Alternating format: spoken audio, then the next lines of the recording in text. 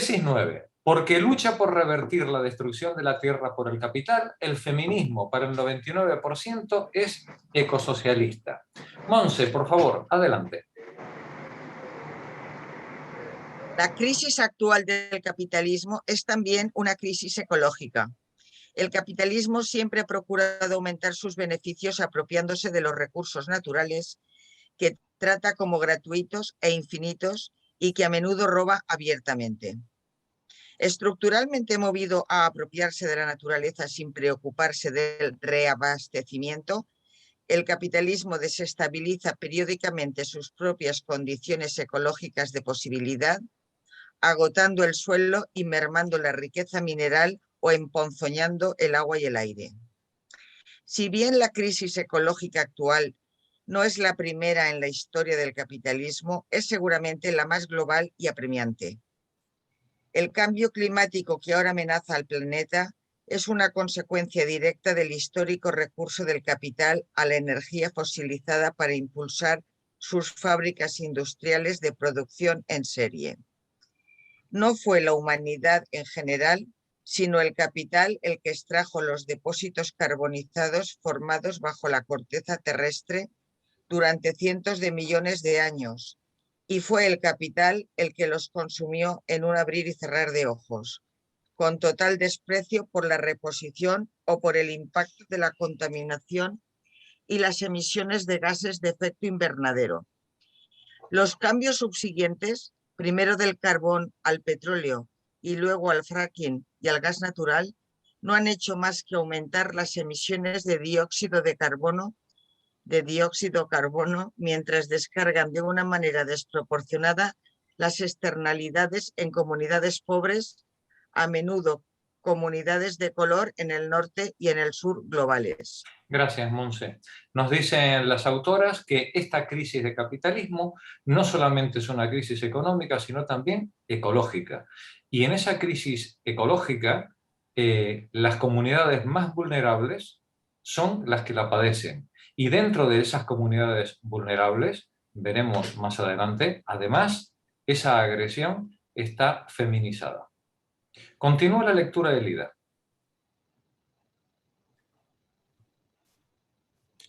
La crisis ecológica actual está directamente relacionada con el capitalismo y también reproduce y empeora la opresión de las mujeres.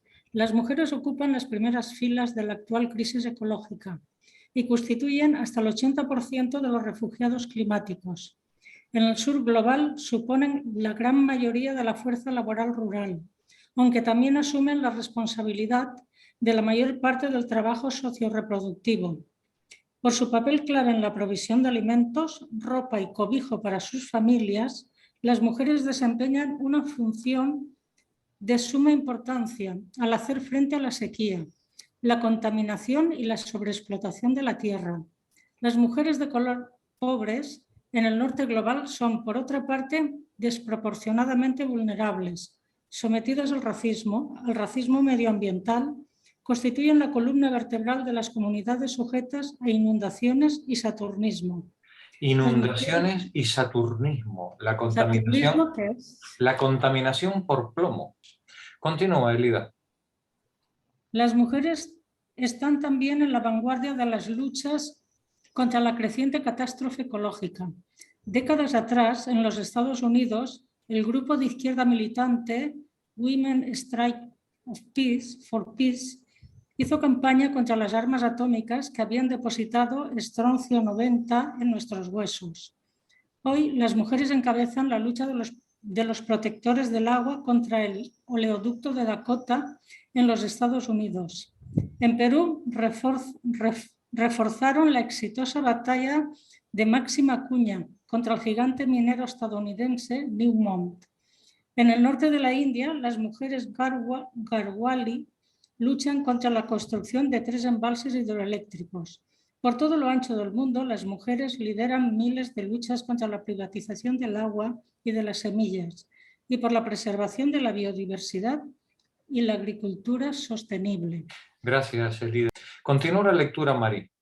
En todos estos casos, las mujeres modelan nuevas formas integradas de lucha que desafían la tendencia del ecologismo convencional a formular la defensa de la naturaleza y el bienestar material de las comunidades humanas como mutuamente antitéticas.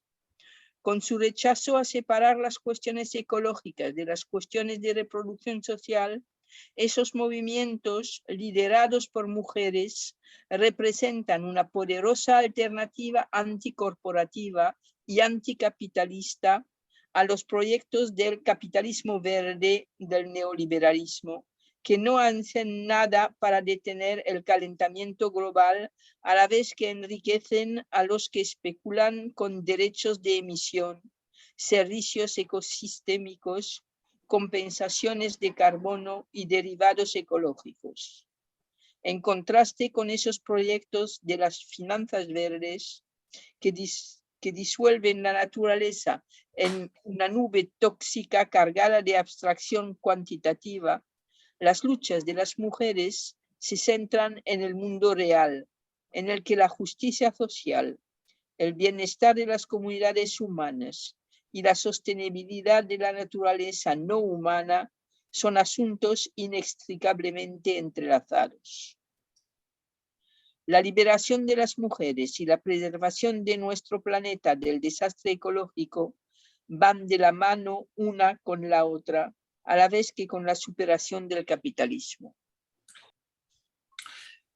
Voy a compartir pantalla con vosotras porque creo que debemos entrar, aunque sea superficialmente, en la historia de Máxima Acuña. Máxima Acuña Atalaya, de Cajamarca, 1970, es una agricultora y defensora ambiental peruana, conocida por su lucha contra el megaproyecto minero Conga, de propiedad de Newmont Mining Corporation y Compañía de Minas Buenaventura, por lo que recibió en abril de 2016 el premio medioambiental Goldman.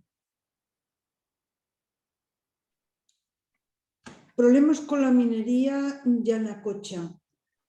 En 1994, Acuña y su esposo Jaime Chaupe compraron un terreno de 24,8 hectáreas en la zona del Alto Andina de Sorochuco, provincia de Celendín, departamento de Cajamarca, cerca de unas lagunas donde Minera Yanacocha había solicitado expandir su explotación con el proyecto Conga.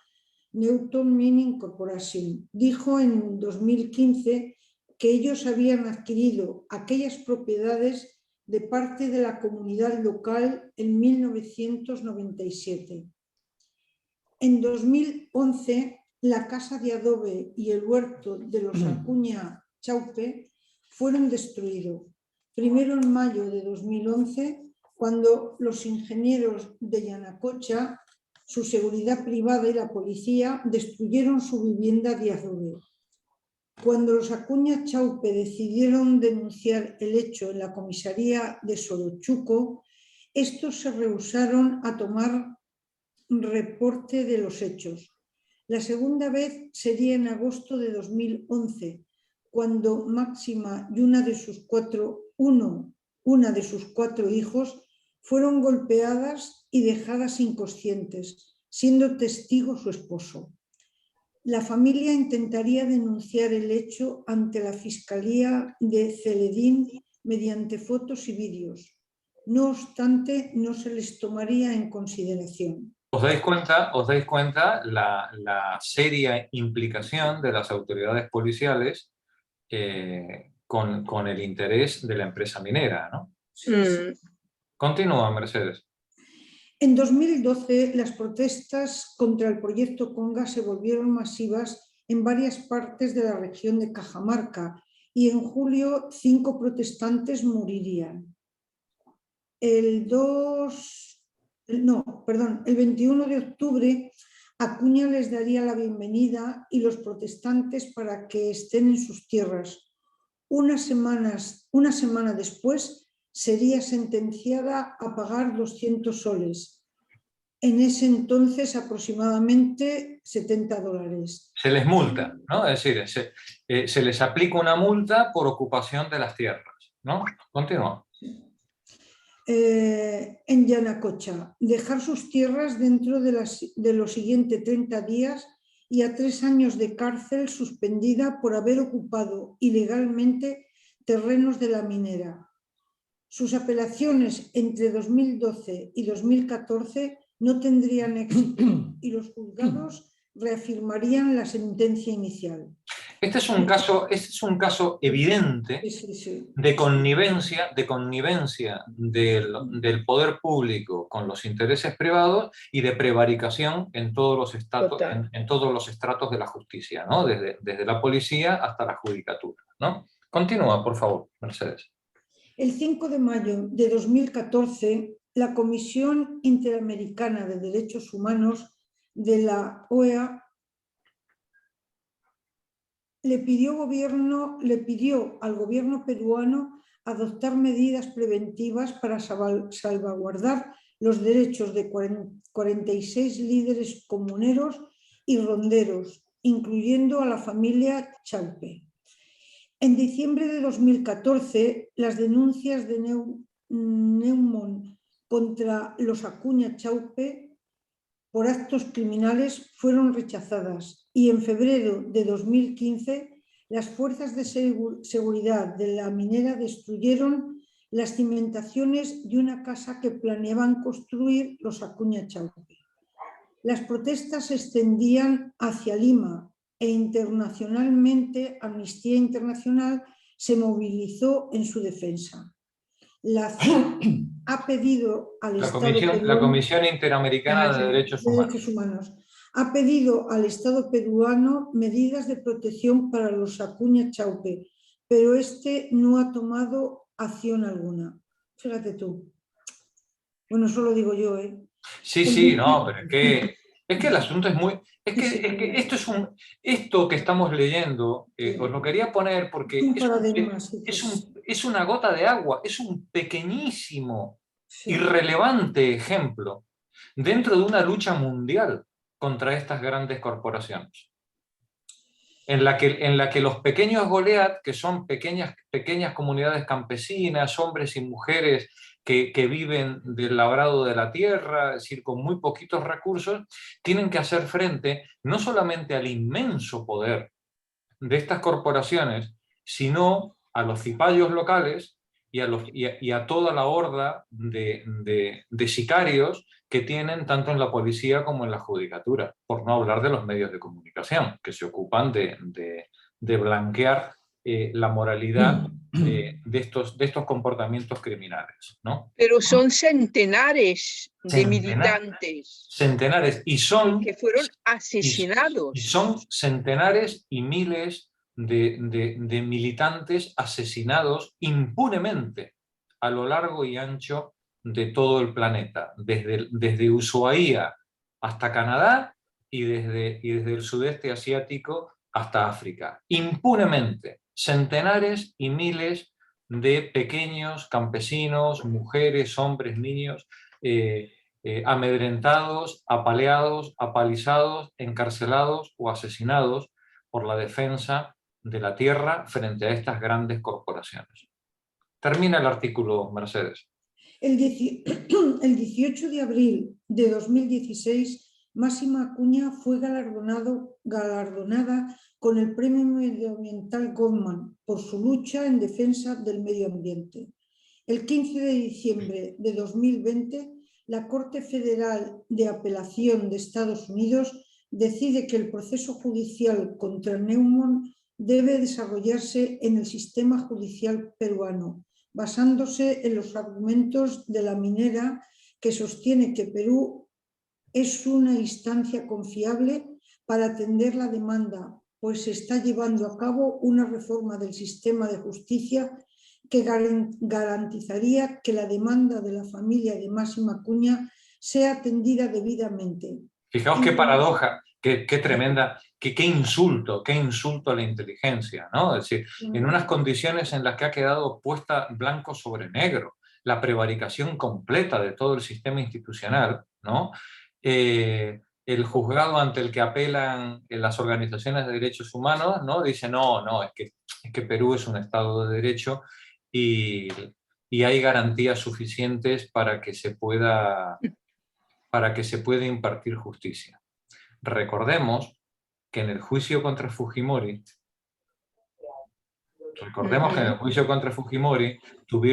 tuvo que personarse Amnistía Internacional y otras organizaciones de derechos humanos porque no había nadie que se atreviera a hacer frente al asunto, ¿no? Sí, sí. Para que veamos las garantías jurídicas, ¿no? que teníamos en ese momento, ¿no? Continúa, por favor, termina el artículo. Dice que en contraste, el abogado de la familia de Máximo Acuña, William Guilin, de la organización R-Rechts, alertó que la sentencia no consideró las pruebas presentadas por la defensa sobre la corrupción judicial de Perú, ni sobre los intentos de Neumann por corromper los tribunales peruanos.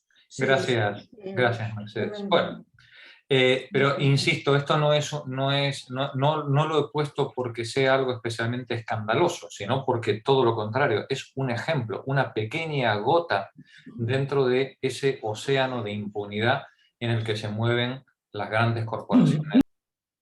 Muy bien, continuamos entonces la lectura. Tesis 10. Paco, por favor. Tesis 10. El capitalismo es incompatible con la democracia real y con la paz. Nuestra respuesta es internacionalismo feminista. Este es el fondo de la cuestión. El fondo de la cuestión es que al final no hay otra conclusión, que es la profunda incompatibilidad que hay entre el capitalismo y la democracia. El capital aborrece todo lo que sea cualquier mecanismo de control sobre sus tejemanejes. Y cualquier sistema democrático que intente poner luz sobre el funcionamiento de la economía, la manera en la que obtenemos la riqueza y la manera en la que la repartimos, el capital la aborrece profundamente y la va a combatir. Por eso el capital es intrínsecamente, profundamente antidemocrático. El capital solo tolera la democracia si la puede controlar. Si no la puede controlar, va a por ella hasta derribarla. Continúa, Paco. La crisis de hoy también es política. Estados que una vez proclamaron ser habitualmente democráticos, paralizados ahora por el estancamiento y obstaculizados por las finanzas globales, no consiguen en lo más mínimo abordar problemas acuciantes, y aún menos aquellos que son de interés público. La mayoría de ellos se despreocupa del cambio climático y de la reforma financiera, cuando no bloquea abiertamente el camino hacia posibles soluciones. Los gobiernos, presos del poder corporativo y debilitados por la deuda, son vistos cada vez más por sus conciudadanos como esclavos del capital, que bailan al son de los bancos centrales y de los inversores internacionales, de los colosos en las tecnologías de la información y la comunicación, los magnates de la energía y los especuladores de la guerra. Es de extrañar que masas de gente en todo el mundo hayan abandonado a los partidos políticos mayoritarios y a los políticos que han promovido el neoliberalismo, incluidos los de centro-izquierda. La crisis política arraiga en la estructura institucional de la sociedad capitalista. Este sistema separa lo político de lo económico, la violencia legítima del Estado de la coacción silenciosa del mercado. La consecuencia es declarar vastas franjas de la vida social fuera de los límites del control democrático, entregándolas a una directa dominación corporativa. En virtud de su misma estructura, por tanto, el capitalismo nos priva de la capacidad de decidir de forma colectiva exactamente qué y cuánto producir, con qué base energética y a través de qué tipos de relaciones sociales. También nos arrebata la capacidad de determinar cómo queremos utilizar el excedente social que producimos colectivamente. Cómo queremos relacionarnos con la naturaleza y con las generaciones futuras. Y cómo queremos organizar el trabajo de reproducción social y su relación con el de la producción. El capitalismo, en suma, es fundamentalmente antidemocrático. Gracias, Paco. Se puede gritar más, pero no se puede decir con más claridad, ¿no? Y esto es algo que hemos vivido y que hemos sentido en nuestras propias carnes durante los últimos años.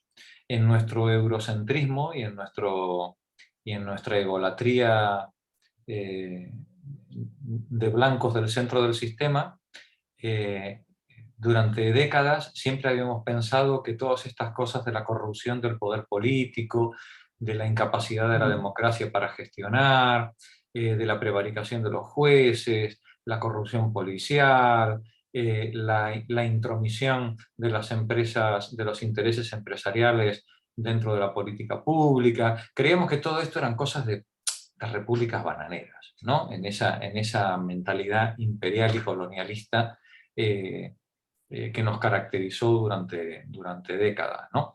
Y al final, cuando llega la crisis de 2008, nos encontramos con que unos señores de negro se plantan en nuestros ministerios y en nuestra administración para decirle a nuestra clase política lo que tiene que hacer. Y resulta que son estos hombres de negro que a veces simplemente son meros empleados de las grandes corporaciones industriales o financieras, las que no solamente le dicen lo que tienen que hacer, sino que redactan las leyes que los congresos, que el sistema político tiene que aprobar. Y cuando en algún momento algún juez comete algún error dándole la razón a quien no debe, pues inmediatamente pues, las instancias de la judicatura salen a corregir el error. Y cuando las más altas instancias de las judicaturas cometen algún error, como ocurrió con lo de la banca, ¿no? el Tribunal Supremo comete la atrocidad de desdecirse en 24 horas de su propia sentencia, ¿no? No vaya que se enfade algún gerifalte en las altas instancias del mundo financiero o empresarial.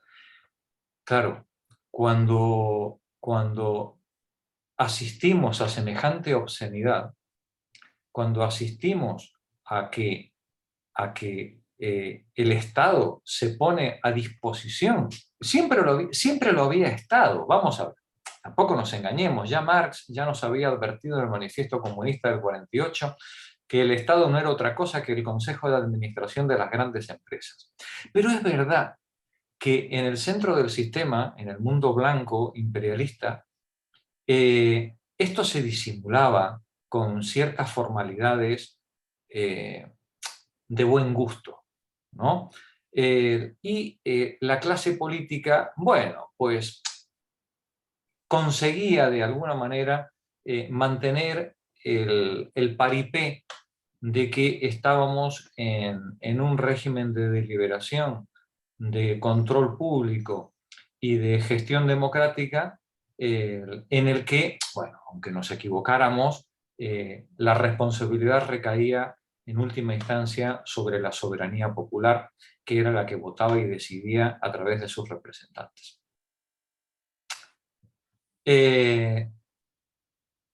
Bien, nos dicen las autoras: los gobiernos presos del poder corporativo y debilitados por la deuda son vistos cada vez más por sus ciudadanos como esclavos del capital, que bailan al son de los bancos centrales y de los inversores internacionales, los magnates de la energía y los especuladores de la guerra.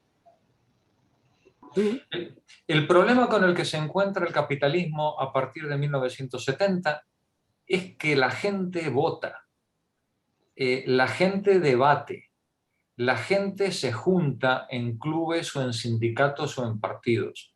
Y ya la Comisión Trilateral en el 73, recordáis, en 73-75, tuvo que proponer que la crisis de gobernabilidad que teníamos, básicamente eso se traduce al castellano en las dificultades que tienen las grandes corporaciones para controlar la política, a eso le llaman ellos crisis de gobernabilidad, venía producida por un exceso de democracia. Y había que desincentivar la participación democrática de alguna manera. El ejemplo que vimos este fin de semana pasado, con el 52% de abstención en Francia, es la mayor demostración del éxito absoluto de la política neoliberal en el proceso de desactivación democrática de los últimos años. 52% de abstención. En Francia. En Francia. Sí, no, es que es tan significativo, es tan grotesco encontrarnos con algo así, que no demuestra otra cosa que el gran triunfo del neoliberalismo, apartando a la gente de cualquier participación en la vida pública, porque la gente al final ha percibido, ha sentido en sus propias carnes que los gobiernos son meros títeres de los poderes corporativos y financieros. Y nos dicen las autoras, el capitalismo nos priva de la capacidad de decidir de forma colectiva qué y cuánto producir. ¿Con qué base energética? Si vamos a hacer combustibles fósiles o los vamos a abandonar y vamos a hacer producción sostenible. ¿Con qué base energética? ¿A través de qué tipos de relaciones sociales? Si vamos a ir a una sociedad más igualitaria o vamos a seguir incrementando las desigualdades. Y nos arrebata la capacidad de determinar cómo queremos utilizar el excedente social. Ese plusvalor que produce la gente por encima de su horario de trabajo y que al final es lo que se canaliza a través de beneficios empresariales o de impuestos, ese plusvalor, ¿cómo se va a dirigir? ¿Vamos a hacer hospitales? ¿Vamos a hacer carreteras? ¿Vamos a mejorar la educación pública? ¿Vamos a reducir las horas de trabajo? ¿Vamos a socializar la reproducción? ¿Vamos a socializar los cuidados de la infancia y de los ancianos? ¿O no? ¿O vamos a privatizarlo todo y vamos a seguir ahondando en la desigualdad, en la feminización de la pobreza? El poder corporativo y financiero, el capital, nos priva de la capacidad para decidir sobre todas estas cuestiones, interviniendo en la política, cooptando los partidos y colocando a sus pequeños sicarios y peones dentro de las estructuras democráticas, políticas, judiciales y policiales. Nos arrebata la capacidad de determinar cómo queremos utilizar el excedente social, qué es lo que producimos colectivamente, cómo queremos relacionarnos con la naturaleza y con las generaciones futuras, cómo queremos organizar el trabajo de la reproducción social y su relación con la producción. Nos dicen las autoras, el capitalismo, en suma, es fundamentalmente antidemocrático. Pilar, por favor, continúa tú.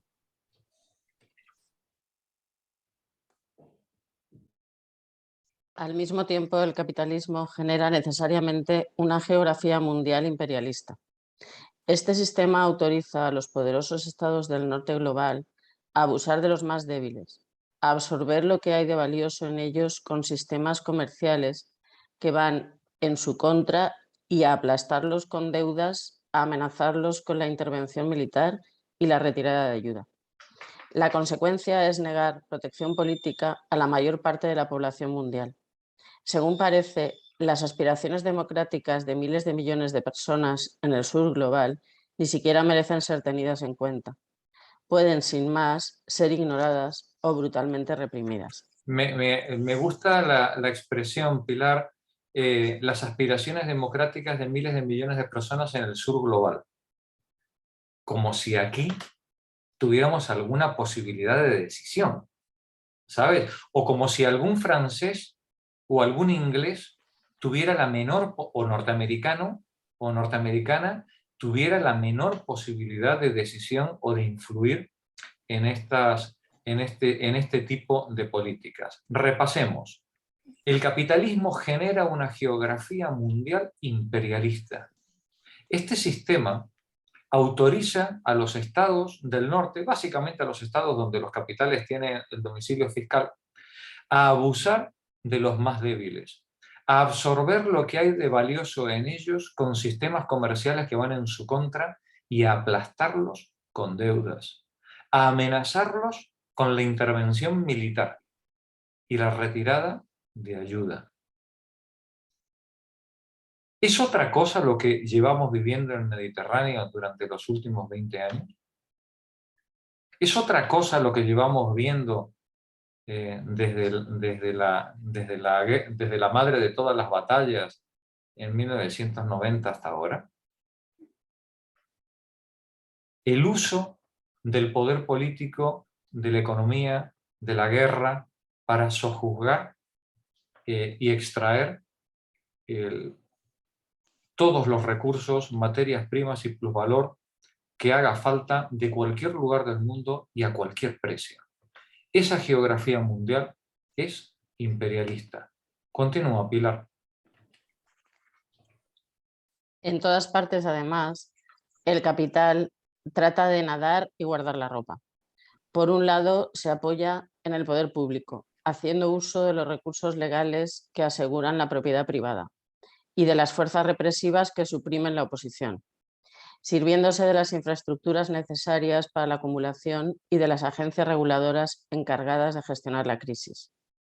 Por otro lado, la sed de beneficios tienta periódicamente a ciertas facciones de la clase capitalista a rebelarse contra el poder público, al que desacreditan por considerarlo inferior a los mercados y al que traman debilitar.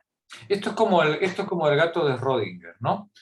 El poder público es al mismo tiempo es la teta de la que mama todo el sistema capitalista, ¿no? Pero además es el gran enemigo que hay que batir y disolver, porque el poder público es lo más anticapitalista que te puedas imaginar. Resulta que el Estado, para unos capitalistas, es allí a donde van a chupar para poder enriquecerse a costa de los impuestos de los trabajadores, sin pasar por el mercado, ¿no? Y al mismo tiempo es el gran ogro que se chupa los beneficios en forma de impuestos. ¡Qué paradoja! Bueno, cuando esos intereses a corto plazo triunfan sobre la supervivencia a largo plazo, el capital asume la forma de un tigre que devora su propia cola. Amenaza con destruir las mismas instituciones políticas de las que él mismo depende para sobrevivir. La tendencia del capitalismo a generar crisis políticas, presentes incluso en los mejores momentos, ha llegado al límite. El actual programa neoliberal maneja abiertamente no solo el aparato militar, sino también el arma de la deuda, ya que ataca descaradamente cualesquiera poderes públicos o fuerzas políticas que puedan desafiarlo. Por ejemplo, anulando elecciones y referendos que rechazan la austeridad, como en Grecia en 2015, o evitando aquellos que pudieran hacerlo, como en Brasil en 2017-2018. En todo el mundo, los intereses capitalistas importantes, las multinacionales de frutas y hortalizas, de farmacia, de petróleo, de armas, han promovido sistemáticamente autoritarismo y represión, golpes de Estado y guerras imperialistas. Oponiéndose directamente a las reivindicaciones de sus partidarios, este sistema social se muestra estructuralmente incompatible con la democracia. Gracias, Pilar. Julián, termina tú la tesis. Una vez más, son las mujeres las principales víctimas de la actual crisis política del capitalismo, a la vez que son agentes principales de la lucha por una resolución emancipadora. Desde nuestro punto de vista, sin embargo, la solución no es simplemente instalar más mujeres en los reductos del poder. Excluidas durante siglos de la esfera pública, hemos tenido que luchar con uñas y dientes para ser oídas en asuntos como la agresión sexual y el acoso, por ejemplo, que rutinariamente se han descartado como asuntos privados. Lo irónico es, no obstante, que nuestras reclamaciones sean repetidas por élites progresistas que las modulan en términos favorables al capital. Estas élites nos invitan a identificarnos con y a votar por mujeres políticas, no importa cuán indeseables sean, que nos piden que celebremos su ascenso a posiciones de poder como si ello significara romper una lanza a favor de nuestra liberación. Pero no hay feminismo alguno en las mujeres de la clase dirigente que hacen el trabajo sucio de bombardear a otros países y sostener regímenes de apartheid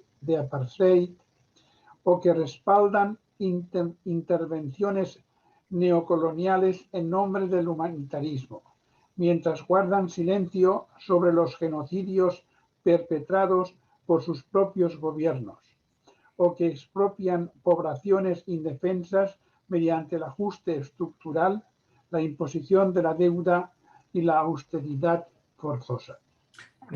Fíjate, Julián, permíteme que me regodee en este último párrafo, ¿vale?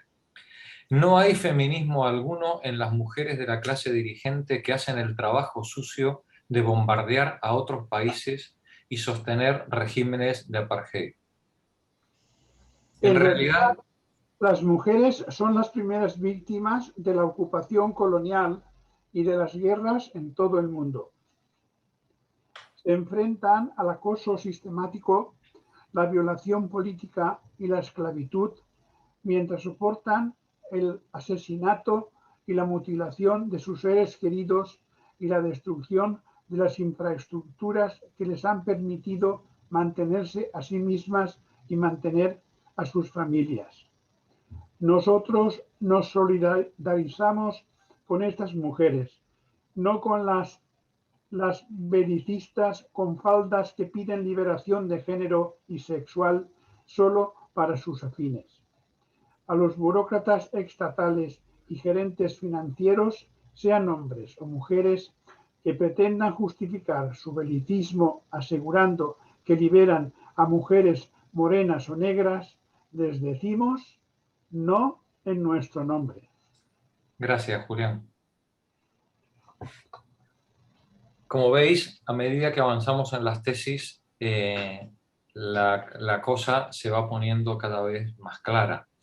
Y a medida que vamos avanzando en las tesis, nos vamos dando cuenta de que hay una profunda interrelación entre el capitalismo y todas las políticas de pauperización, segregación, discriminación y sojuzgamiento.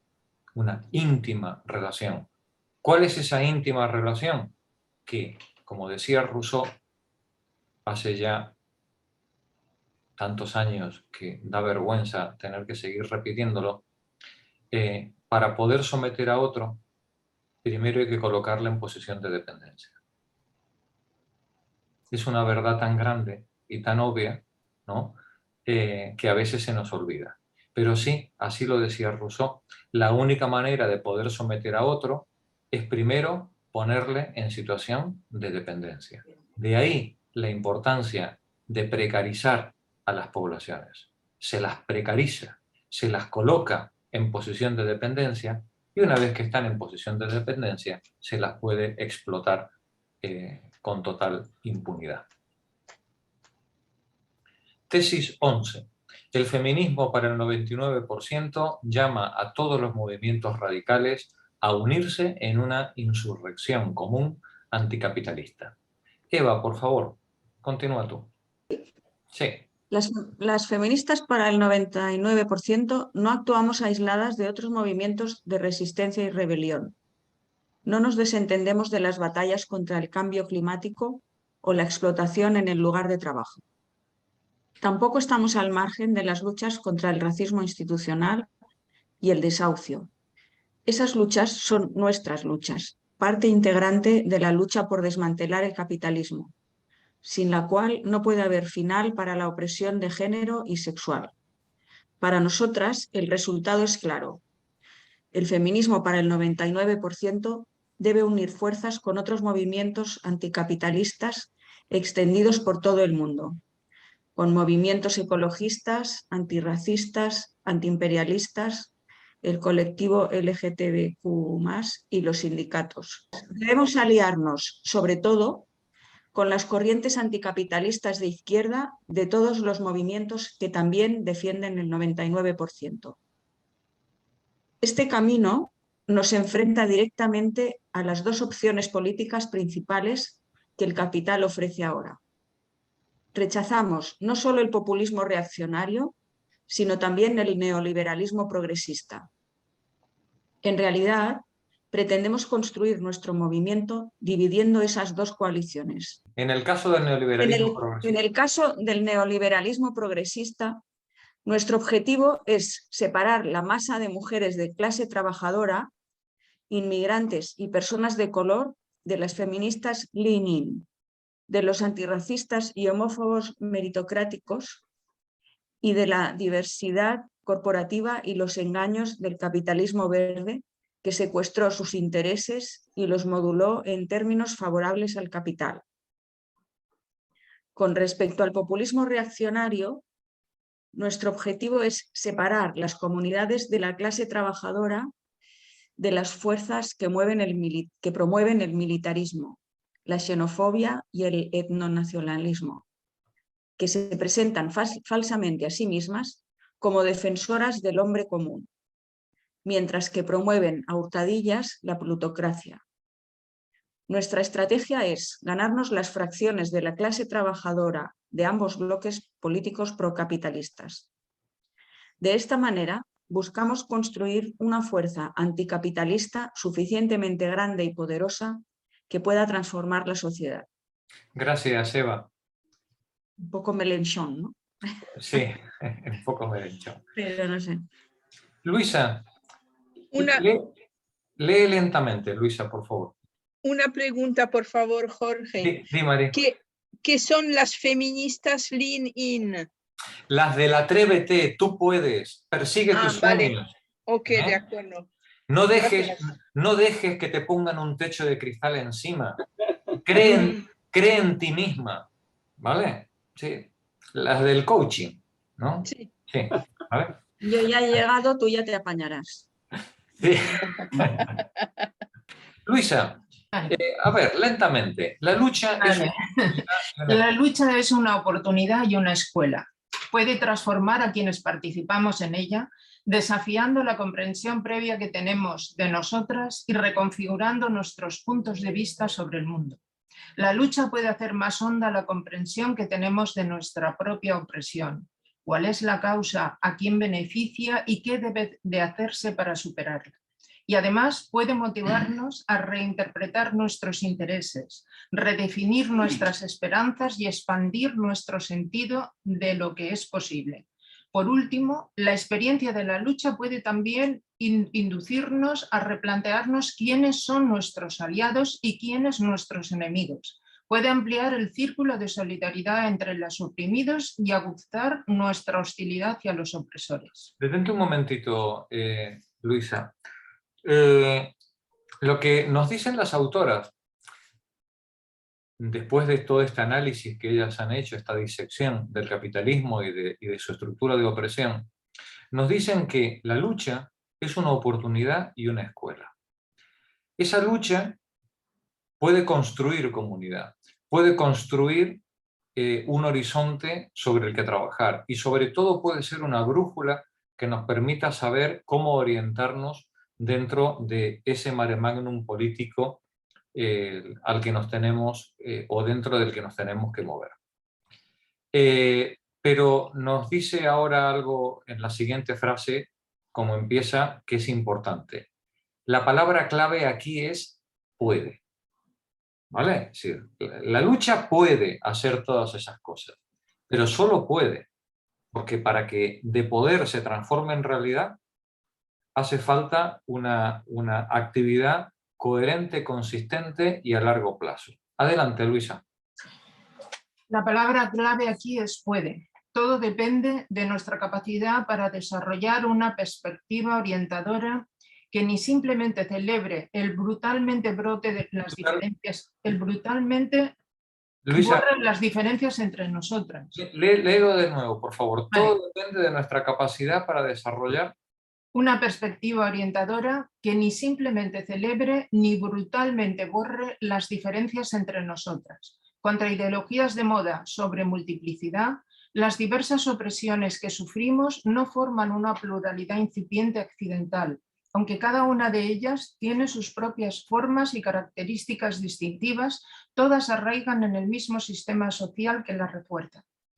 Llamando a ese sistema capitalismo y uniéndonos todas para luchar contra él, superaremos mejor las divisiones entre nosotras que el capital cultiva. Divisiones de cultura, raza, etnia, capacidad, sexualidad y género. Pero el capitalismo ha de ser entendido de la forma correcta. El trabajo asalariado industrial no es, contra la estrecha manera de entenderlo de la vieja escuela, la suma total de la clase trabajadora, ni su explotación es la cumbre del dominio capitalista. Insistir en supremacía no es fomentar, sino más bien debilitar la solidaridad de clase. En realidad, la solidaridad de clase se fomenta mejor con el reconocimiento recíproco de las diferencias relevantes entre nosotras, de nuestras situaciones estructurales, experiencias y sufrimientos dispares, de nuestras necesidades específicas, esperanzas y reivindicaciones de las diversas formas organizativas con que podemos conseguir más fácilmente. De ese modo, el feminismo para el 99% busca superar oposiciones familiares y obsoletas entre política de identidad y política de clases. Rechazando el marco de suma cero que el capitalismo nos construye, el feminismo para el 99% tiene como objetivo unir movimientos existentes y futuros en una insurrección global de amplia base. Pertrechadas con una visión a la vez feminista, antirracista y anticapitalista, nos comprometemos a desempeñar un papel importante en la configuración de nuestro futuro. Muy ambicioso. Muy ambicioso, pero no muy hay, ambicioso, casi real. Pero no hay más camino que ese. Ya. La única batalla perdida es la que no se libra. No, eso está claro, y que únicamente luchando y sintiendo la diferencia, yo qué sé, la humillación, pues sí, te puede hacer salir y formar. Y que luego recordemos que la estrategia neoliberal, desde hace ya 50 años o 40 años como mínimo, siempre es la misma. No merece la pena. Sí, no. O siempre ha sido así. Pero como es mi frase favorita, es lo que hay. Es lo que hay, o siempre fue así. Como decía Margaret Thatcher, no hay alternativas. No hay alternativas. ¿Vale? Y ese 52% de abstención en Francia, lo que muestra es ese sentimiento. Es lo que hay. No hay alternativas. ¿Vale? ¿Para qué vas a luchar? Bien, si esa es la estrategia neoliberal, la nuestra tiene que ser exactamente la contraria. Justamente ahí el neoliberalismo nos marca el camino. Nos dice, si eso es lo que ellos quieren, eso debe ser sin duda lo que más les duele. Y por ahí hay que ir.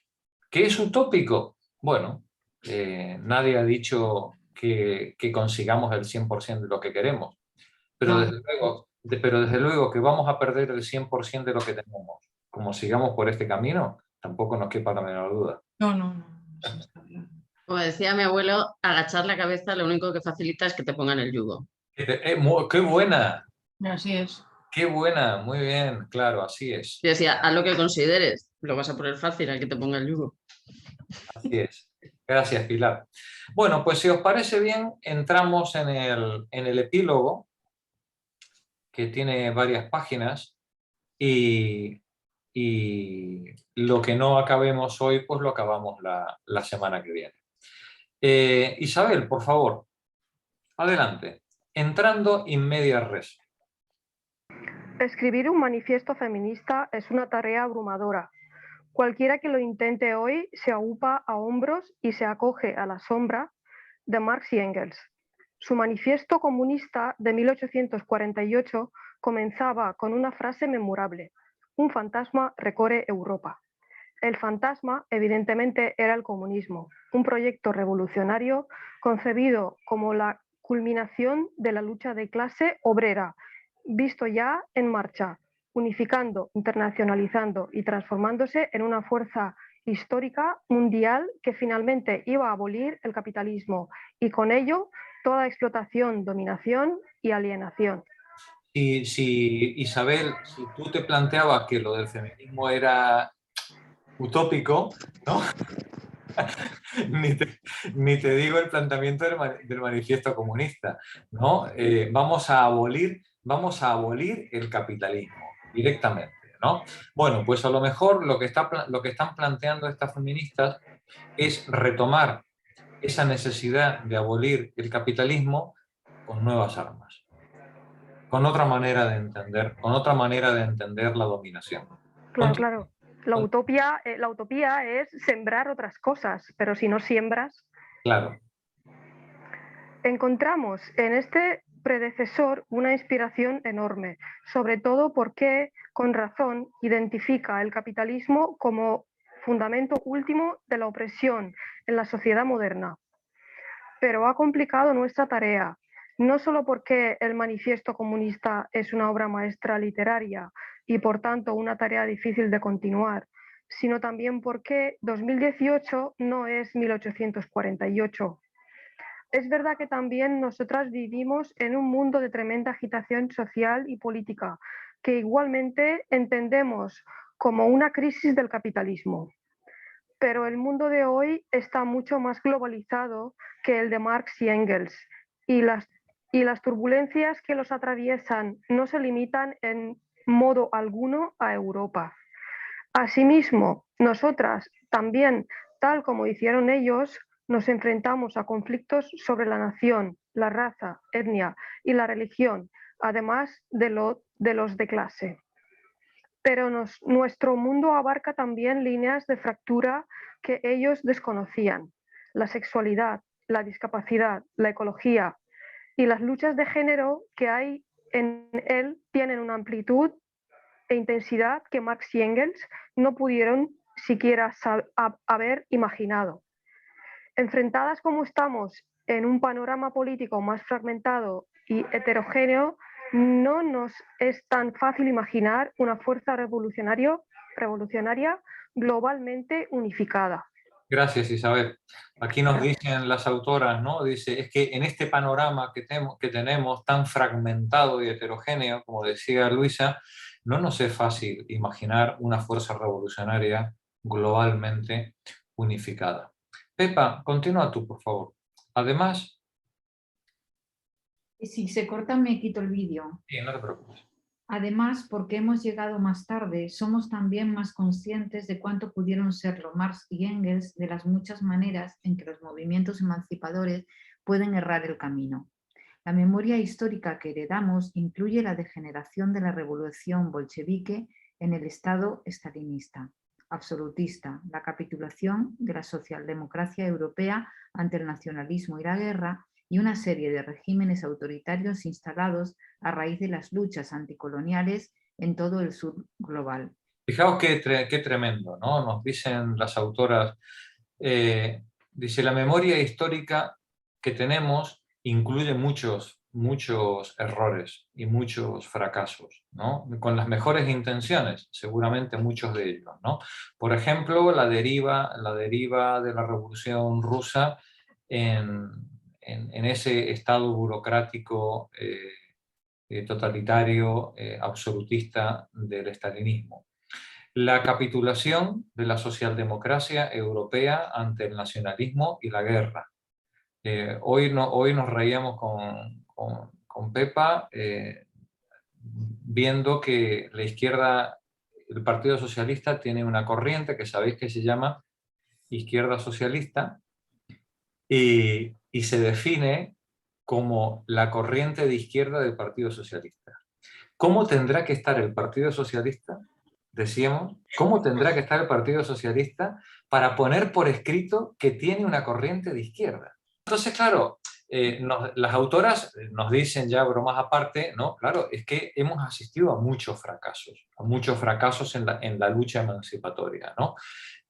Una de ellas es la deriva socialdemócrata hacia el nacionalismo y la guerra que hoy estamos viviendo en carne propia, ¿no? Con los discursos más belicistas y más neocoloniales en manos de nuestros representantes, los representantes mundiales teóricamente socialdemócratas, ¿no? Teóricamente, solo que tienen corrientes de izquierda dentro de sus propios partidos.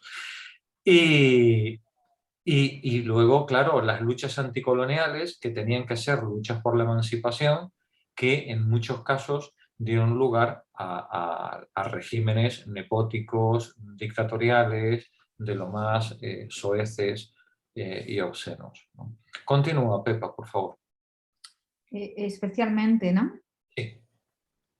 Especialmente importante es para nosotras la recuperación de los movimientos emancipadores de nuestro tiempo, que se han convertido en aliados, a la vez que en coartadas de las fuerzas que han fomentado el neoliberalismo. Esta última experiencia ha sido dolorosa para las feministas de izquierdas, ya que hemos sido testigos de cómo las corrientes liberales dominantes de nuestro movimiento reducen nuestra causa al avance meritocrático de unas cuantas. Esta historia no podía por menos que definir nuestras expectativas de manera diferente a las de Marx y Engels. Si ellos escribían en una época en la que el capitalismo era aún relativamente joven, nosotros nos enfrentamos a un sistema astuto y envejecido, mucho más proclive a la represión y a la coerción. Además, el panorama político de hoy está lleno de trampas. Como hemos explicado en nuestro manifiesto, la trampa más peligrosa para las feministas está en pensar que nuestras opciones políticas actuales se limitan a dos. Por un lado, una variante progresista del neoliberalismo que difunde una versión elitista y corporativa del feminismo para lanzar una apariencia emancipadora sobre un programa oligárquico y depredador. Por otro lado, una variante reaccionaria del neoliberalismo que persigue una agenda plutocrática similar por otros medios, desplegando figuras de lenguaje misóginas y racistas para barnizar sus credenciales populistas. Es decir, el capitalismo al final ha armado dos frentes ideológicos, uno reaccionario y uno pseudo-liberal, ¿no? O pseudo-progresista. Te agita el espantajo del Trump o del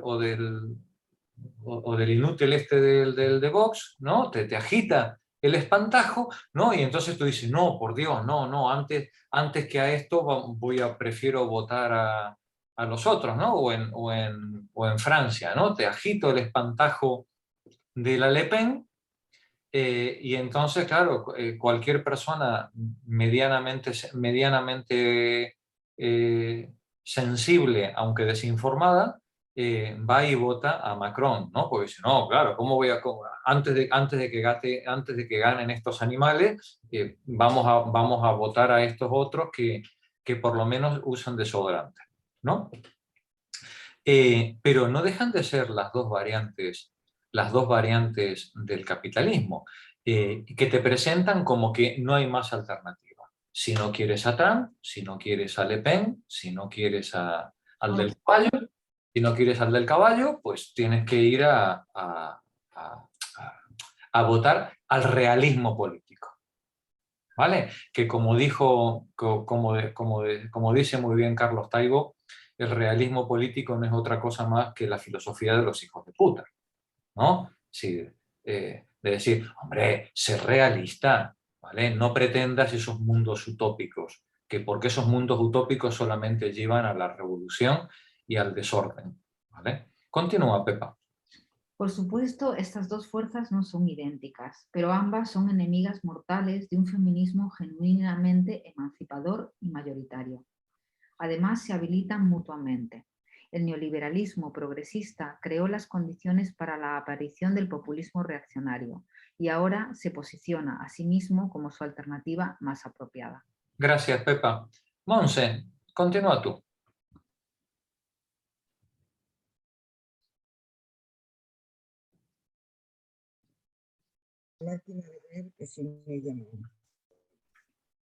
Nuestro manifiesto es un rechazo a tener que escoger uno de estos dos bandos en esta batalla. Rehusando un menú que limita nuestras opciones a dos estrategias diferentes para manejar la crisis capitalista, hemos escrito el manifiesto para proponer una alternativa a uno y otro. Buscamos, comprometidas no solo a gestionar, sino a resolver la crisis actual, hacer visibles y practicables algunas posibilidades emancipadoras latentes que los posicionamientos actuales ocultan. Proponemos determinadas a romper la confortable alianza del feminismo liberal con el capital financiero, otro feminismo, un feminismo para el 99%. Hemos llegado a este proyecto después de haber trabajado juntas en la huelga de mujeres de 2017 en los Estados Unidos.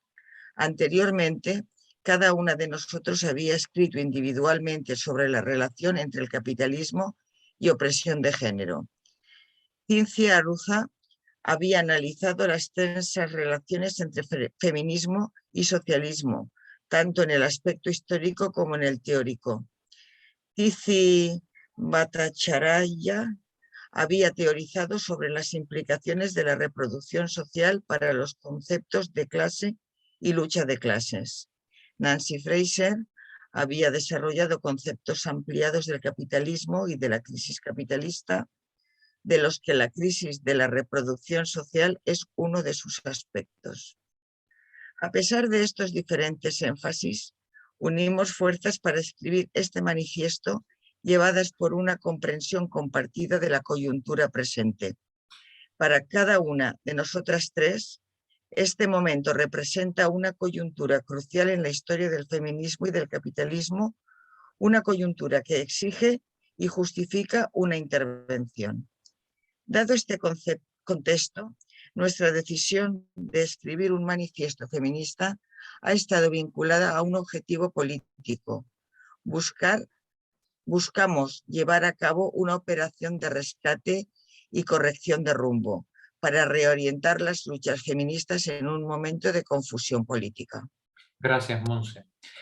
Y debería servirnos de pista el desorden y la dispersión que tenemos en este momento en la lucha política. Cuando este manifiesto se escribe en 2018, 2019, se quiere aprovechar o se quiere subir a la ola de una explosión mundial que ha unido un montón de fuerzas y un montón de ilusiones y expectativas.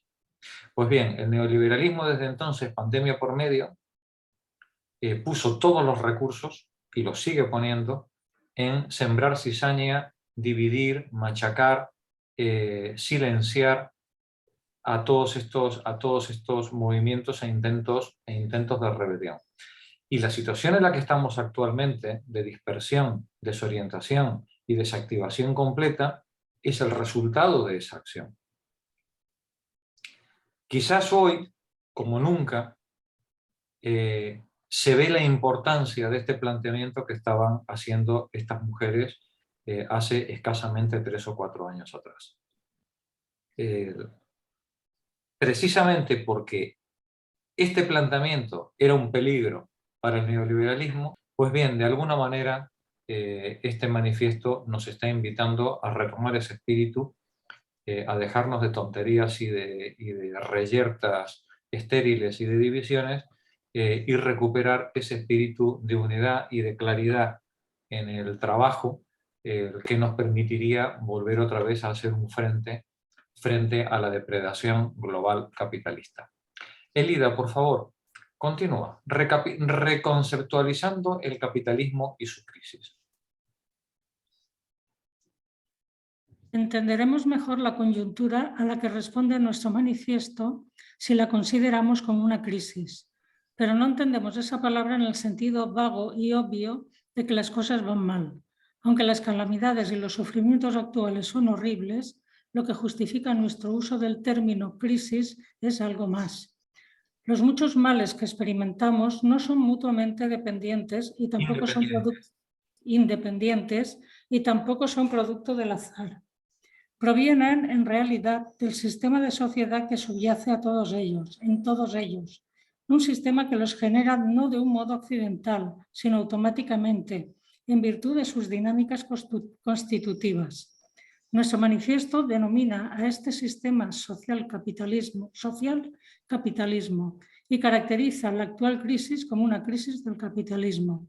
Pero no entendemos esos términos de la manera habitual. Como feministas consideramos que el capitalismo no es meramente un sistema económico, sino algo más amplio, un orden social institucionalizado que también abarca las relaciones y las prácticas aparentemente no económicas, que sostienen la economía oficial.